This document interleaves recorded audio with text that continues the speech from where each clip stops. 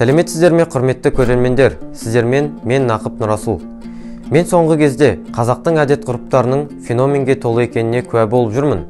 Білім мен ғылым дамымаған заманда өмір сүрген ата-бабаларымыз медицина енді ғана дәлелдеп жатқан жаңалықтарды күнделікті өмірде пайдаланып, біз үшін қарапайым етіп қойған.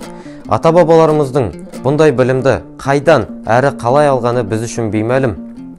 Ата-бабаларымыздың бұндай даналығы мені бір жағынан таңғалдырады, бір жағынан жүрегіме мақтаныш сезімін ұялтады. Сонымен, мен таңғалдыратын әдеттердің бірі сүйек мүжу. Байқасаңыздар, сүйекті мүжуге жас балаларға немесе қарт қарияларға береді. Ал сіз себебін білесіз бе? Мұның жайдан жай бұлай жасалмайтынын, астарында терең мағына жатқанын қазір түсінесіздер. Ал ендеше кеттік. Сүйекті егде жастағы адамға және жас балаларға беретіндігінің себебі мал табиғат аясында таза және жердің нәрін алған шөппен қоректенетіндіктен олардың сүйегінде кальций және фтор элементтері өте көп екен. Кальций мен фтор элементтерінің пайдасын ғалымдар 20 ғасырдың орта тұсында ғана дәлелдеген, ал біздің ата-бабаларымыз бұны ерте ғасырдан ақ білген. Ең даланың тағысы қасқыр мен иттің тістерінің берік болуының себебі де осы. Ата-әжелеріміздің бала кезімізде айтатыны, сүйекті дұрыс мүжмесең, болашақ жарың сұлу болмайды деген. Сол үшін сүйекті жылтыратып мүжейтінбіз. Біріншіден тіске пайдалы, екіншіден ысырапшылықтан аулақ етуді үйретеді.